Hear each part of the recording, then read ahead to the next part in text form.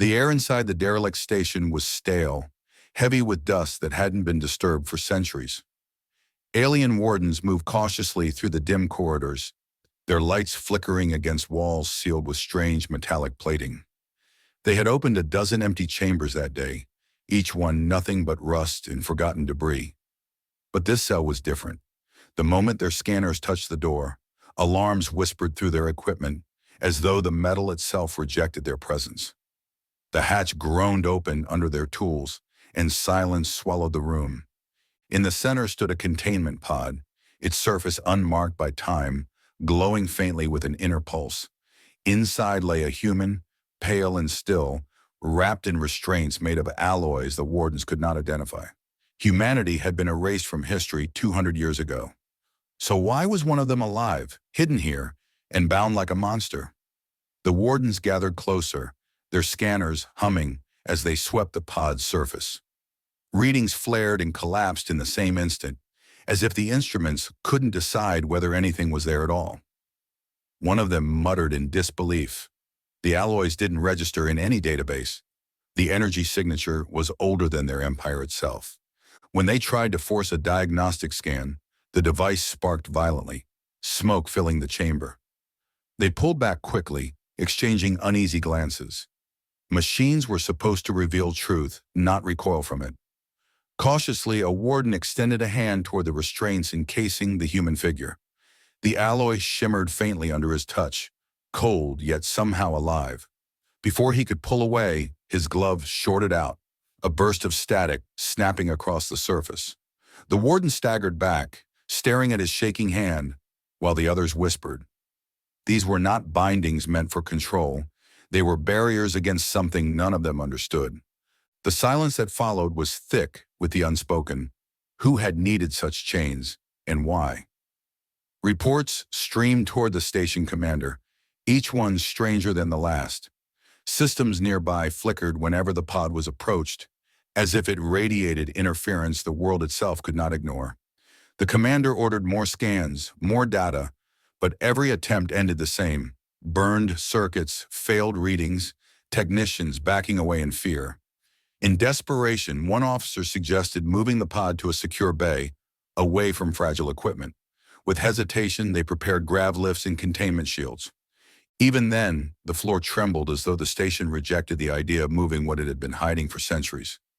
When the pod finally left the chamber, the corridors echoed with sounds the wardens could not explain. Metal groaned, lights dimmed, and every step of their escort felt heavier, as if gravity itself clung to the prisoner's presence. Some whispered prayers, others curses, but all felt the same icy thread winding around their hearts. The alien commander walked with them, his jaw tight, his voice sharp as he ordered calm. But his eyes betrayed the truth. Fear had already taken root. The prisoner was not awake, and still the station shuddered beneath his presence. In the secure bay, they lowered the pod gently to the ground. Energy barriers shimmered into place, multiple fields overlapping in the hope of suppressing whatever lay within. For a moment, silence held. The hum of machines steadied. The wardens dared to breathe. Then a pulse rippled through the chamber, faint but undeniable, and monitors around the bay flared red. The human's chest rose slowly, a whisper of breath fogging the glass. Cracks spread across the restraints, lines of light cutting through metal that was never meant to fail. The commander froze, his mind racing, words stuck in his throat. The pod was never supposed to open. Not here, not now. And yet before his terrified eyes, the impossible was happening. A faint heartbeat thundered through this chamber speakers, louder and louder, until it drowned every other sound. One warden dropped his scanner in panic. Another stumbled back, eyes wide. The commander clenched his fists, whispering to himself a truth he dared not speak aloud. The human was waking. Great Ab, main section 2. Awakening 750 words, expand Kartahun. Yehisa suspends ko ardipan karega. Prisoner kipeli physical awakening dikayega. Our stakes escalate karega. Har paragraph 4. 5 sentences kahoga. Cinematic tone me. Our proper punctuation ke sataka narration smooth our emotional log. End ek cliffhanger line hogi jo Next section, Ke la audience ko kinch le. Section 2. Awakening. 750 words. The silence after the first heartbeat was unbearable. Wardens stood frozen, their weapons trained yet trembling, unsure whether to fire or flee.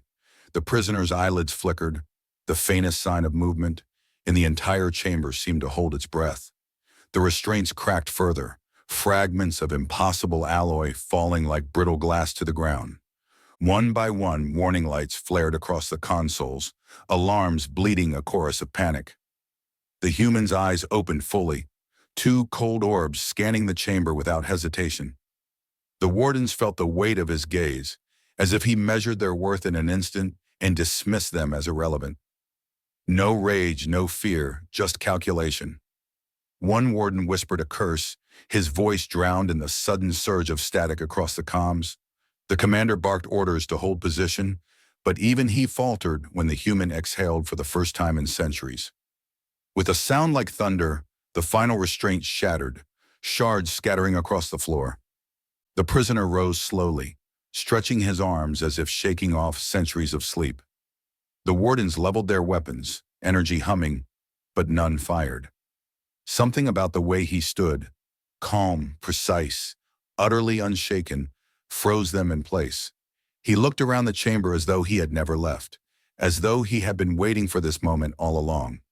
When he finally spoke, his voice was soft, but it cut through the alarms like a blade. "Who freed me?" he asked. The words weren't in their language, yet every alien present understood them perfectly. Shock rippled through the room, as though reality itself bent to make his intent clear. A warden stumbled back, whispering that this was not possible. The prisoner's eyes narrowed slightly, and the silence that followed was heavier than any command. The commander swallowed hard and stepped forward, his hands raised in a show of control. "You were found sealed," he said, though his voice cracked. "No one freed you. The chamber opened on its own." For a heartbeat, the human studied him, and in that gaze was a weight centuries old. Finally, the prisoner's lips curled into something not quite a smile, not quite a frown. "Then your kind has made the same mistake they did," he murmured. Technicians worked frantically to gather readings, desperate to understand what stood before them. Every device failed in the same way. Overloaded, fried, useless. The human's presence corrupted technology as if he rejected their very tools of knowledge. One young warden dared to approach with an analog recorder, something primitive by modern standards. To their astonishment, it worked, but only for a moment before smoke poured from its seams and the device fell silent. Nothing could capture what he was. As the alarms dimmed and silence reclaimed the chamber, the prisoner moved toward the glass wall, separating him from the observation platform. Each step was deliberate, steady, the stride of someone who knew no cage could hold him. The commander ordered the barriers reinforced, energy fields doubling in strength, but the human barely glanced at the shimmering walls. He placed his hand against the glass, and the surface vibrated violently, spiderweb cracks spreading in an instant. The warden staggered back, fear breaking through their discipline. Then, just as suddenly, he lowered his hand. The cracks remained, but he did not press further. Instead, he tilted his head, studying the wardens with something like curiosity, or perhaps disappointment. "How long has it been?" he asked. His voice carried the weight of centuries, and though no one answered immediately, all knew the truth, that they had awakened something history had sworn was gone forever. The commander forced his voice steady, replying with the current year. For a long moment, the prisoner said nothing, his expression unreadable. Then he turned his gaze toward the ceiling, toward the unseen stars beyond, and whispered words that chilled every alien present. "Then the galaxy has forgotten why I was sealed, and you have chosen to remember the hard way." News of the awakening traveled faster than the wardens could contain it. By the time the prisoner had drawn his second breath, whispers were already moving through the station's corridors. Crew members spoke in hushed voices, comparing him to ancient legends told as warnings to children. The more they spoke, the faster the fear spread, until even the command deck trembled with unease. The prisoner had not attacked, had not raised a hand, yet his presence alone threatened to unravel their confidence. The station commander sent urgent reports to the Central Council, his voice shaking as he described the failure of restraints and the destruction of equipment. The counselors listened in stunned silence, their chambers filled with flickering holograms of corrupted data. One elder leaned forward, his voice low and deliberate. "If this is what I think it is," he whispered, "then we are dealing with the sealed one." The words struck the chamber like a blow, reviving a name no one dared speak for generations. Archivists scrambled to unseal ancient files, records buried beneath layers of classification. The files spoke of a war long before the Empire's current dominion, a conflict in which humanity fought with ferocity unmatched by any known species. Buried in those files was mention of a single human, too dangerous to kill, too brilliant to risk leaving free. They had not executed him. They had imprisoned him instead, in the hope that silence and time would erase his shadow. Yet here he was, standing in their present like a wound reopened. The council fractured almost instantly. Some demanded his immediate termination, calling for orbital bombardment of the station before he could escape. Others warned against such rash action, pointing out that their ancestors had not destroyed him for a reason. If they feared him enough to lock him away rather than kill him, one counselor argued, then perhaps destruction is not possible. The chamber filled with rising voices, fear cloaked in the guise of strategy. But the truth was plain. None of them knew what to do.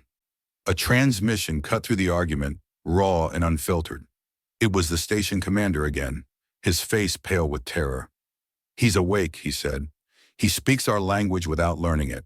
He knows who we are, and he is not afraid." Behind the commander, the faint sound of shattering glass echoed before the transmission cut to static. The chamber fell silent, the weight of dread pressing down like a storm. Even the most hardened officials could not deny what their eyes had seen. The archivist revealed one more detail, a line from the oldest files. It described a designation used by human rebels themselves. Event class suppression. No explanation, no context. Just the phrase repeated again and again. The counselors tried to interpret it, but the meaning was clear enough to chill them. He was not a prisoner for crimes alone, but for what might happen if he was free. He was a living event, a calamity bound in human form. Fear bled into calculation. A faction within the council whispered of possibilities, of using him as a weapon against their enemies. Others recoiled in horror, warning that such arrogance would doom them all. The debate grew heated, accusations thrown across the chamber, alliances cracking under the weight of uncertainty. For the first time in centuries, the council felt powerless, cornered by a single human whose chains had been broken by accident. The chamber's lights dimmed as emergency signals flared across the system. The prisoner had asked a single question, the current year. Now, with that answer, he knew exactly how long he had slept and what empires had risen in his absence. The counselors stared at each other, pale and silent, as the implications spread like wildfire. Then one whispered the truth none wished to face. He was never meant to return, and yet here we stand. The council's arguments reached a breaking point. Some shouted for his execution, others demanded study, and a few whispered about using him as a weapon. In the end, compromise took shape in the form of a test. He would be moved to a controlled arena on the station, a place where war machines could be unleashed without risk to the wider crew. If he survived, they would know his threat. If he failed, their fear could finally rest. The order was given, and the prisoner accepted without resistance. The wardens led him down reinforced corridors, their weapons ready, though their hands trembled. He walked with measured steps, eyes calm, gaze never straying from the path ahead. To them, he seemed less like a captive and more like someone indulging a formality, a guest humoring his hosts. The arena doors opened, metal grinding loudly, and a vast chamber spread before them, lit by sterile lights. Drones and mechanized beasts hummed to life, weapons gleaming, their programming designed for efficient slaughter. The commander announced the rules in a voice that wavered despite his best effort. "Survive," he said. Nothing more, nothing less. The machines surged forward in a blur of steel and fire, filling the arena with noise and fury. The prisoner didn't flinch. He didn't run. He simply raised his hand, catching the first drone mid-charge, and with a twist of impossible precision, tore it apart as though it were nothing more than paper. The wreckage clattered to the ground, silence cutting through the chaos for a heartbeat. Then he moved, faster than eyes could follow, weaving through machines with the grace of someone born for combat. Sparks rained as metal split under his strikes, each motion deliberate, controlled, and terrifyingly efficient. He was not reckless. He was not desperate. He dismantled every opponent with the calm of a surgeon, as if each act of destruction was nothing more than a necessary task. Wardens watching from behind the barriers felt their stomachs knot in dread. This was not survival. This was mastery. One mech, towering above the others, launched a barrage of plasma fire. The prisoner slipped through the storm as though the universe itself bent to his timing. He vaulted upward, landed on its back, and drove his hands into its core. Energy screamed, the machine shuddered, and then it collapsed into silence. The humans of old had built war into their bones, but this was something beyond instinct. This was someone who had lived war, shaped it, and commanded it as easily as others breathed. The counselors watching through holographic feed fell into uneasy silence. Their hope that centuries of stasis had dulled him crumbled with every effortless movement. "He's not fighting," one whispered. "He's remembering." Machines that had leveled colonies fell like toys, each defeat punctuated by his steady breathing. Not once did he show exhaustion. Not once did he falter. By the time the last drone fell in smoking ruin, the chamber echoed with nothing but his footsteps. He walked back to the observation glass, his expression unchanged, his breathing steady. The counselors leaned in, desperate for a sign of weakness, but found none. He lifted his gaze to the highest camera, his eyes locking with those who judged him from afar. His words rolled through the chamber with quiet certainty. "If this is your measure, then you are unprepared. You've built machines. I built wars." The silence that followed was heavier than the wreckage that littered the arena. Wardens dared not approach him, though the demonstration was over. The commander's throat tightened, his instincts screaming to flee. The prisoner tilted his head slightly, studying their hesitation, then let his hand fall to his side. "The ones before you thought chains would hold me," he said softly. "Now you repeat their error." His gaze darkened, and his next words left the council cold. "The truth is simple. You've not tested me. You've only reminded me." The council chamber was drowning in silence. Holographic feeds replayed the demonstration again and again, each frame proving what none wished to admit. This was not a warrior reborn. This was a weapon sharpened by time itself. They had watched machines crumble, strategies collapse, and arrogance dissolve into fear. And still he had not shown the full measure of what he could do. Archivists returned with the final sealed records, fragments of history that entire generations had been forbidden to read. The truth struck like a blade. He had not been imprisoned by alien conquerors or ancient enemies. He had been sealed by his own people. Humanity itself had chosen chains over freedom when it came to him. His brilliance on the battlefield was unmatched, but his victories left nothing behind but ash. Even his allies had feared the path he walked, one of endless conquest. The counselors shifted uncomfortably, their confidence unraveling.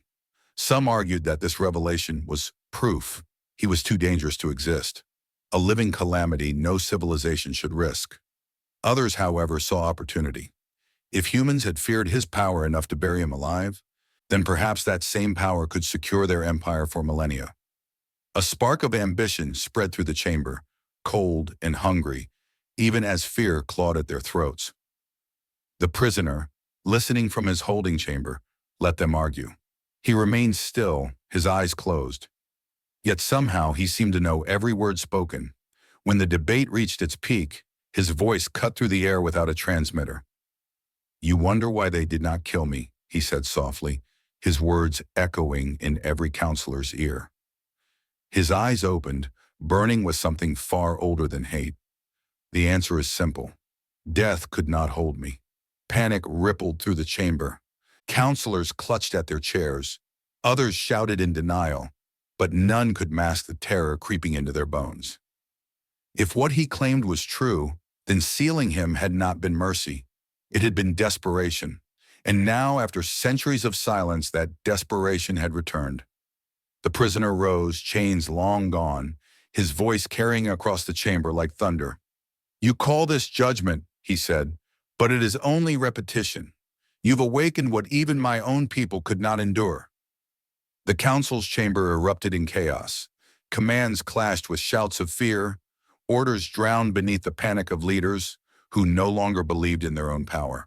On the station, alarms wailed as containment barriers failed one after another, collapsing not under assault, but under doubt itself.